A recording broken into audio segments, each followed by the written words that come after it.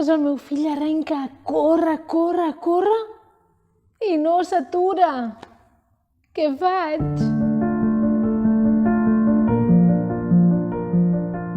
Hola, sóc la Judit de la tribu i estic aquí perquè tinc ganes de compartir amb tu eines i recursos que ens ajudin a créixer com a persones, com a individus, perquè puguem ser realment aquell pare i aquella mare que tenim ganes de ser, aquell pare i aquella mare que els nostres fills mereixen. Avui estic aquí per parlar-te d'aquella etapa en el desenvolupament dels nostres fills en el que comencen a córrer pel carrer i tu crides «Atura't!» i no s'atura. I tornes a cridar «Atura't! Ei, atura't!» i no s'atura. I acabes corrent com una boja dient «Serà?» Què podem fer quan ens trobem en aquesta situació? Com podem ajudar els nostres fills a deixar de fer això que tant ens molesta perquè patim per ells? Som-hi!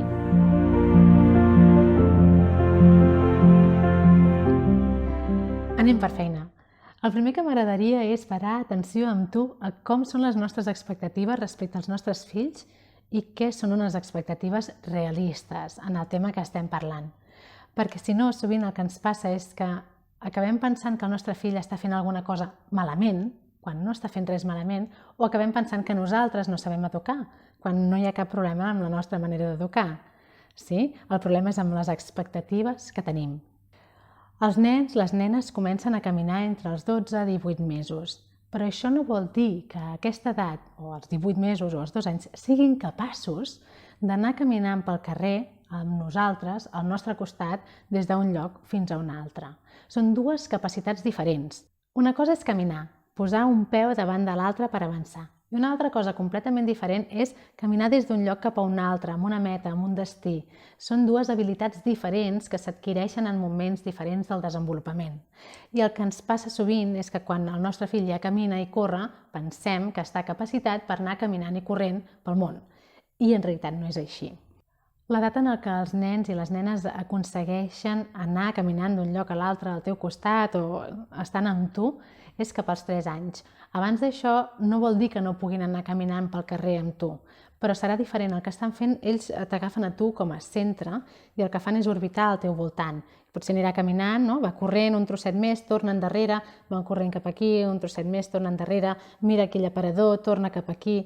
Sí? No està caminant en línia recta cap allà on aneu, sinó que va orbitant al teu voltant. Tu ets el punt de referència i ell es mou al teu voltant, amb la particularitat que tu t'estàs movent i per tant ell es va movent amb tu, però no està anant enlloc. Sí? Aquest anar a algun lloc ho comencen a fer a partir dels 3 anys, que és quan són capaços d'anar al nostre costat i seguir les nostres indicacions més clarament. I la segona cosa que et vull comentar és la importància de tenir molt present qui és el responsable de la seguretat de l'infant.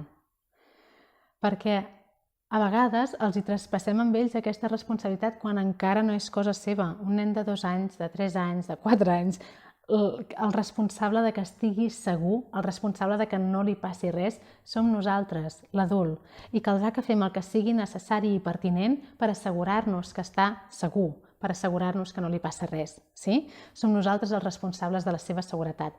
I quan ens trobem en aquestes situacions sempre hem de pensar què és el que podem fer, què és el que tenim a les nostres mans per realment assegurar-nos que el nostre fill està segur. Així que, quina és la millor estratègia a seguir? Doncs la millor estratègia aquí és la prevenció. És què fem per evitar trobar-nos en aquestes situacions. Perquè, com deia, no és que el nen estigui fent res malament, està fent una cosa que és totalment apropiada a la seva edat i a la seva maduresa. Sí?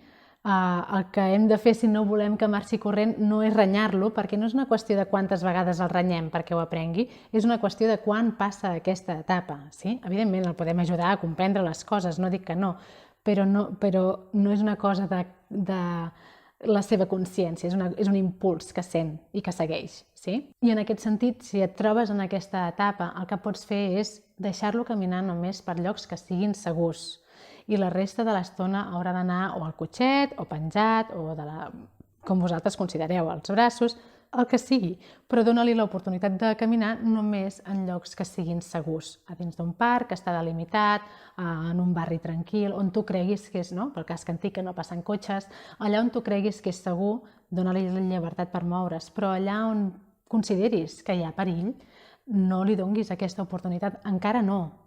No és que no ho podrà fer mai, és temporal, sí? Arribarà el moment en què podràs donar-li aquesta llibertat i aquesta confiança, però només pots donar-li aquest espai per fer això quan tu sentis que tens 100% de seguretat, quan tens plena confiança en que quan diguis atura't, s'aturarà. Perquè si no, entrem en un punt en el que ja no és si és obediència o desobediència, és seguretat, és el benestar físic, la integritat física del teu fill o de la teva filla la que pot córrer perill. Hi ha molts nens que això no els agrada, que volen anar a la seva, que volen tombar. Aquí la teva feina és explicar-li: Pau, veig que t'agradaria molt anar caminant, però jo de moment no puc enrefiar-me'n, no confio perquè no estic segura de que si et dic que t'aturis, t'aturaràs. Així que de moment has d'anar al cotxet, però no pateixis. Quan arribem al parc, allà podràs caminar, allà podràs córrer i fer tot el que a tu et vingui de gust. Sí? I si vol anar sol, es tracta que li expliquem quan podrà fer-ho.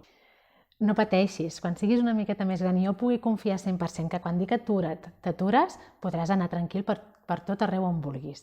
Però fins que no arribi aquest moment no et puc deixar anar sol, em sap greu. I aquí, en aquest atura't, en aquest missatge que donem, també ens pot anar bé introduir-hi el joc. A vegades para o atura't, als nens no els acaba de fer gràcia, no té cap al·licient, en canvi si els diem estàtua, això és molt més divertit i sí que en aquell moment s'aturen i es queden congelats, no? O gel, bloc de gel. Així que pensa de quina manera pots convertir aquest atura't en un joc en el que ell estigui més interessat a participar. Però només juguem aquest joc, mentre no estiguem 100% segurs que ho farà sempre, només juguem aquest joc en un entorn segur, en un entorn en el que sabem que no hi ha perill. Si hi ha perill, ha d'anar amb nosaltres. I cada vegada que jugant aquest joc o caminant pel carrer ho faci bé, reconeix-ho, digue-li: «Ei, uau, t'he dit atura't i t'has aturat just en aquell moment!»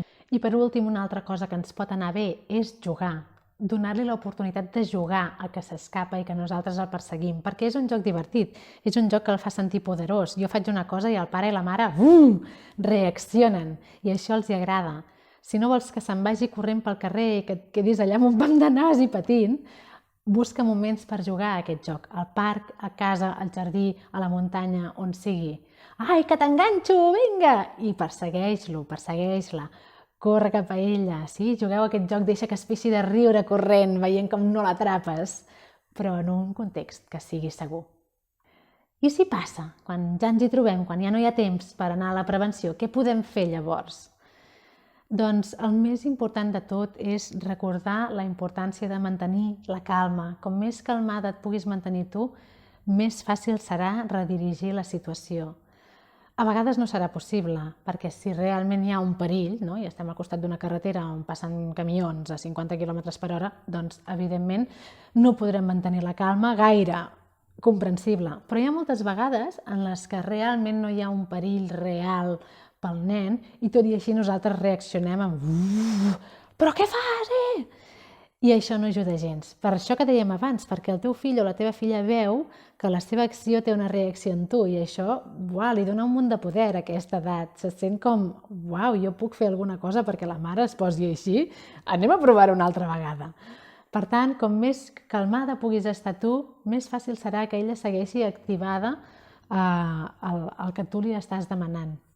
I en lloc d'anar corrent al seu darrere o dir-li «Vine cap aquí ara mateix, torna» o el que sigui, intenta transmetre un aire de «aquí no passa res».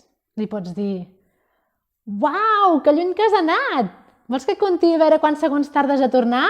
Vinga, que començo! 1!» Sí? I contem quants segons tarda a venir corrent cap a nosaltres. I és molt possible que si li plantegem així, ell mateix o ella mateixa arrenqui i corre cap a nosaltres. I si realment necessites sortir corrent a buscar-lo, corre cap a ell, agafa'l i fes-ne un joc. Ja, t'he atrapat, què et penses? Quan ho enfoquem així, d'entrada ens pot fer com una mica de por. Em direu, però Judit, no estic reforçant aquest comportament si ho converteixo en un joc divertit? No, no estàs potenciant aquest comportament. Li estàs donant la importància que té, que és joc. Torno al principi. Com evitarem que això passi? Amb prevenció. Sí? Aquí l'important no és que ell aprengui. Ell ho aprendrà quan estigui físicament prou madur per saber fer el que li estem demanant. Aquí l'important és que mentre no sàpiga fer això, nosaltres marquem un límit molt sòlid i inamovible. Sí? I per acabar, et vull recordar només que no estàs fent res malament, que això no ho fa perquè tu estiguis sent una mare o un pare massa tou, o massa inflexible, o massa autoritari, o massa el que sigui. No té res a veure amb tu. És una etapa normal en el desenvolupament dels nens. Hi ha moltíssims nens que passen per aquesta etapa i no passa res. L'important és que sapiguem acompanyar-los i anar-los guiant perquè ho aprenguin. I això ho fem sempre, torno a repetir, en llocs segurs. I a mesura que veiem que estan més preparats, els hi anem donant marge perquè comencin a desenvolupar-se realment en el món real, no? Amb total llibertat. Anem a poc, anem per passos, no vulguem córrer, que a vegades quan ja caminen ens agradaria que anessin caminant a tot arreu. Jo la primera. Cada cosa al seu moment. Espero que aquest vídeo t'hagi resultat útil. Si en tens ganes ens pots seguir al Facebook, a l'Instagram o al YouTube i trobaràs molts més vídeos com aquest.